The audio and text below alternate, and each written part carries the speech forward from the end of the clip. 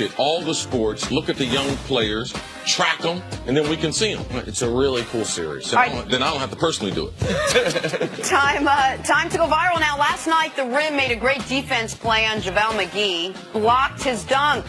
JaVale had a good sense of humor about it, tweeting, "Even I laughed at that one." All right, can we show JaVale after the game, please? Because, listen, that's a terrible play by JaVale. He's out there for his athleticism. Can we zoom in on this? Because I would like to just read from the box score for a moment. You see JaVale? JaVale McGee, 6 minutes and 17 seconds of action. What would he have looked like ice bag-wise had he had to actually play in the game yesterday, see? Well, I think I have an explanation for why he's icing like that. What's that? Because he's a baby colt. Well, that's what he looked like. He looked like they birthed him before the game, and then they threw him out there the third quarter, and he's like...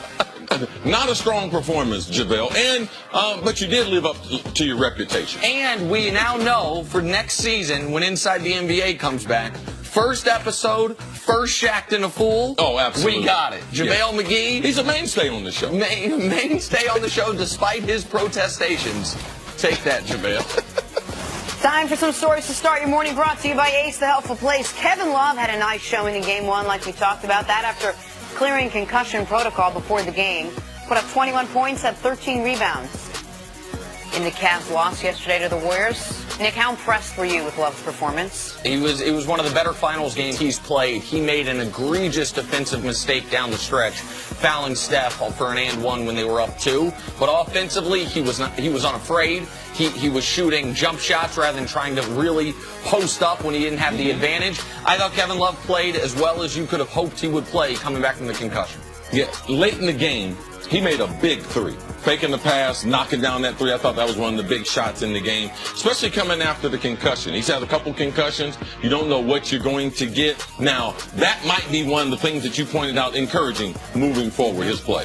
All right, on the flip side, Kyle Korver saw limited minutes and didn't do much with his limited minutes on the floor. 16 minutes, just 3 shots, a mere 3 points to show for the sharpshooter.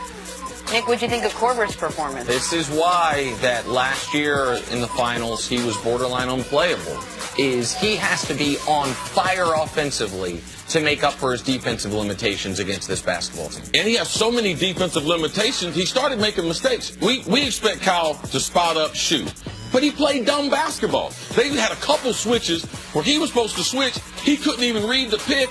Left guys wide open, trying to be hugged up to the one defender. And he was hugged up to guys like Sean Livingston, yes, Kevon Looney. And didn't play real smart. I thought JVG did a really good job in broadcast pointing that out. You got to know your personnel. Korver's always going to be athletically limited, but he's always been smart defensively. He was not himself yesterday.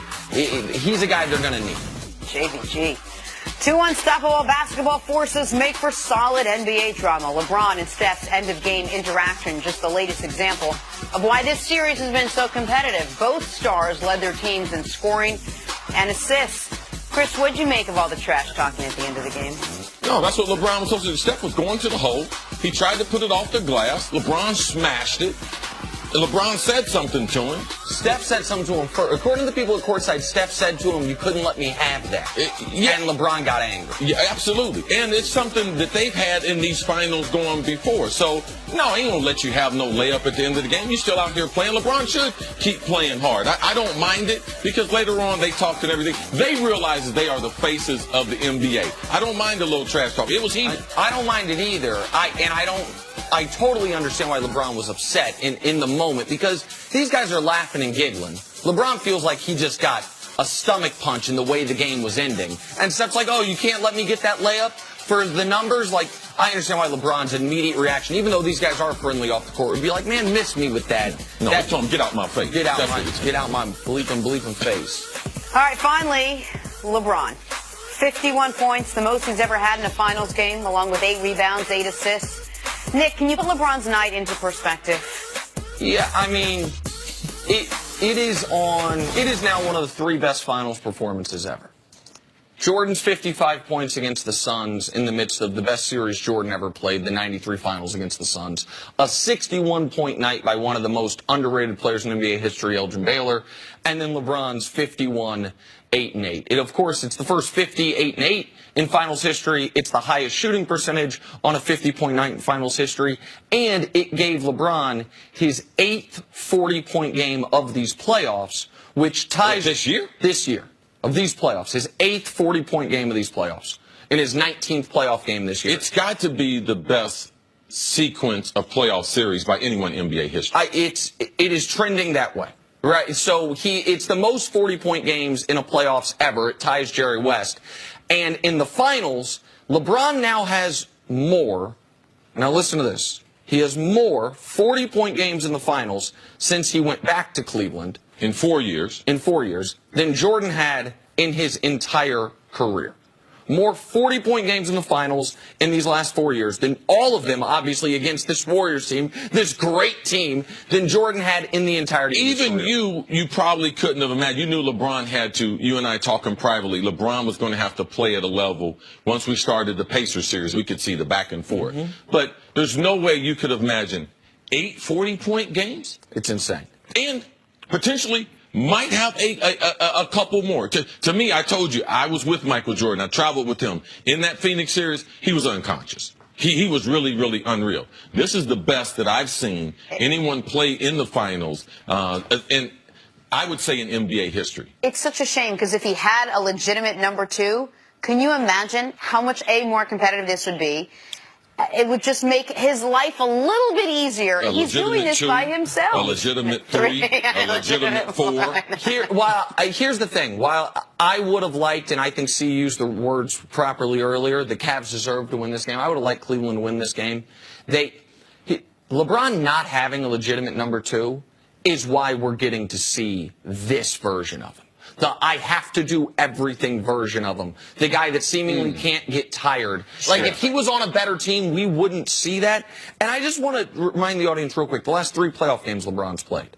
So an elimination game against Boston, an elimination game against Boston, and a game that he played like an elimination game, game 1. He's averaging 44, 11, and 9, while averaging 47 minutes played. The fewest minutes he's played in those 3 games is 46 minutes. Like, this 3-game stretch rivals almost any 3-game stretch he's put up in his career. Do you think he'd rather have the numbers, as obviously that happens when you have to single-handedly win games, or maybe numbers come down a little, stats come down a little, and make these wins a little bit easier? Oh. LeBron just wants to win. He don't care what he has to do. He don't care if he scored 10 points, 60. You don't think so? Oh, no. Winning? LeBron's about winning. You think he wants to lose for the 6th time in the finals? He's got 3 finals wins. He potentially would have the 6th loss. Absolutely, Jenna. 4 more wins. That's what LeBron wants. The stats and everything, they're just a side conversation as far as LeBron James in his career. And LeBron's stats, because of longevity, are going to be unimpeachable. The only part of his resume you're going to be able to poke holes in is the lack of titles. So if you're asking, in this series, would he rather average 40 in a finals loss or 20 in a finals win? It would, of course, be the latter, but there's no path to victory. They didn't get the win, but I don't know who votes on the final MVP. I'm just going to tell you, I think LeBron's going to win MVP. Just like Jerry West. If they lose this series, I still believe LeBron. It's going to be hard for KD, for Steph to be able to top what LeBron did, even though they did lose in game number 1. Regardless if it's 4, if it's 5. Now, the longer the series goes, it increases LeBron's chances of being the MVP. But that is one of the things I'm going to be watching going to Sunday's game. All right, let's take a deeper dive into one of the more controversial